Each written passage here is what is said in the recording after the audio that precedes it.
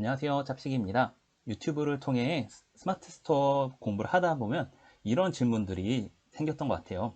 왜 스마트 스토어를 잘 하는 사람들이 굳이 유튜브도 하면서 이렇게 정보를 공유하고 이렇게 왜 강의까지 하는 것일까?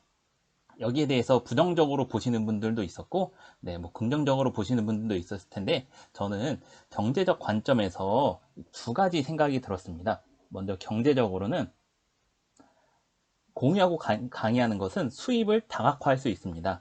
예를 들어서 월급이 한 번 들어오는 것보다 두 번, 세 번, 여러 번 들어오는 것이 좋잖아요. 그런 것처럼 수입은 여러 군데에서 들어오는 것이 좋기 때문에 이런 잘하는 분들도 이렇게 하는구나 라는 생각이 들었고, 두 번째는 사업적 관점이었습니다. 스마트 스토어는 사업이에요. 그렇기 때문에 잘하는 분들은 많이 벌지만 또 어떤 날에는 못하는 날도 있거든요. 이 편차가 심한 것이 특징이고, 월급은 또 어떻죠? 월급은 꾸준하게 안정적이라는 특징이 있습니다. 그러니까 사업하시는 분들은 이것을 매출이라는 것을 안정화시켜야지 그 사업을 오래 유지할 수 있기 때문에 이렇게 다각화시키는 것이 매출에도 안정이 되겠다라는 생각을 해봤던 것 같습니다. 저의 경우도 21년도 초반에는 성과가 매우 좋았습니다. 이렇게 21년 1월에 이렇게 매출 1000만 원도 넘어보고 한 3번 정도 넘었던 것 같고요. 또 거의 빅파워 문턱까지 이렇게 갔었는데, 이러면서 저에게는 이런 생각이 들었습니다. 저에게 불안함이 있었는데요. 이 매출을 내가 지속할 수 있을까? 라는 의문이 저에게 있었습니다. 왜냐하면은 저는 이 매출을 달성하면서 내가 잘하는 것보다도 운이 좋았다라는 생각이 저에게 굉장히 많았거든요. 실제로 영원한 것은 없었습니다. 그래서 매출 1000만 원이 계속 쭉 되었으면은 좋았겠지만 이렇게 지속적으로 하락을 하더라고요. 여러 가지 이유가 있었겠지만 그 이유로 첫 번째는 제가 판매하던 상품이 판매자들이 많이 늘어났습니다.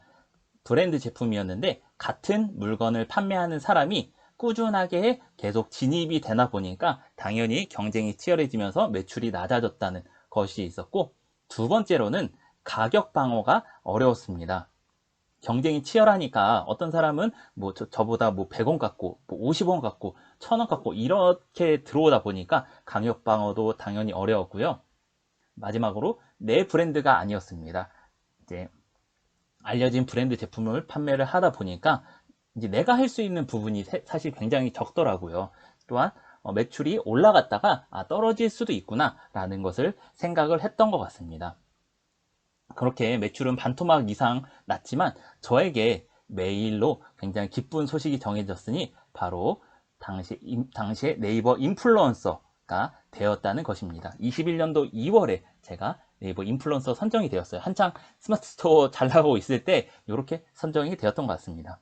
그래서 대단하다 뭐 이렇게 생각할 수도 있지만 그 전부터 저는 블로그를 먼저 시작하고 그 다음에 스마트 스토어를 했었거든요. 이 인플루언서에 대해서 오늘은 설명을 조금 해드리려고 하는데요. 생소한 분들도 계실 겁니다.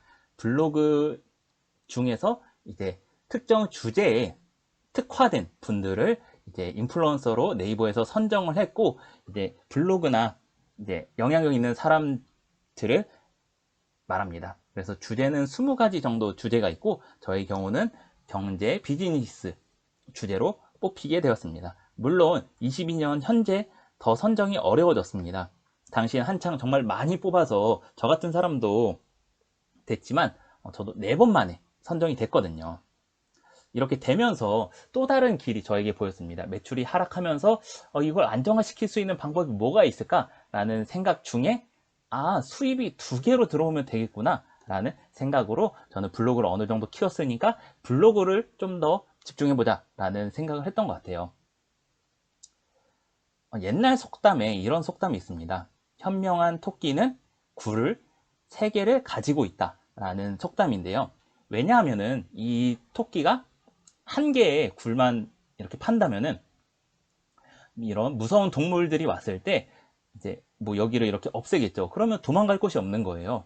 그렇기 때문에 이제 2개, 3개 이렇게 굴을 파서 리스크를 줄이는 행동을 토끼가 하더라고요. 그래서 이것이 속담이 있었는데, 이런 것처럼 하나보다는 여러 개를 해놓는 것이 저는 좋다고 생각을 했습니다. 당시에 스마트 스토어를 하면서 유튜브에는 정보들이 많았지만 당시에 블로그에는 글로 써신 분들은 굉장히 적더라고요. 그래서 제가 2020년도부터 스토어를 하면서 매일은 아니고요, 한 일주일에 한두 개 정도 이렇게 꾸준히 올렸던 것 같아요. 그래서 주기를 보시면은 그렇게 많이 쓰진 않았거든요. 이거는 이제 나중 돼서 좀 많이 쓴 편인데 그렇게 많이 쓰지 않았지만 사람들이 많이 봐주시고 조회수도 굉장히 많아졌던 경험을 했던 것 같습니다. 그래서 오늘은 이제 인플루언서가 되려면은 이제 블로그를 주로 해야 되는데요. 저는 블로그도 하고 스마트 스토어도 하고 있습니다. 그런데 직장인으로 하다 보니까 블로그가 조금 더 직장인으로 사기 좋더라고요. 어떤 점들이 좋았냐면은 먼저 CS 전화가 없습니다. 고객 전화가 올 일이 없어요. 왜냐하면 스토어를 하면은 뭐 배송이 언제 오냐, 또 물건이 안 도착했습니다, 뭐 고장 났습니다, 이런 전화들이 수시로 오거든요.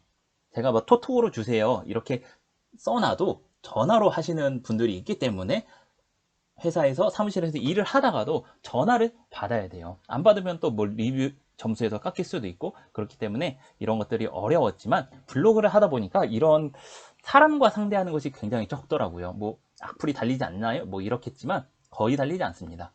나쁘게만 쓰지 않으면 거의 달리지 않기 때문에 이런 CS 전화가 없다는 것이 먼저 저에게는 좋았고 직장에 더 집중을 할 수 있었던 것 같습니다.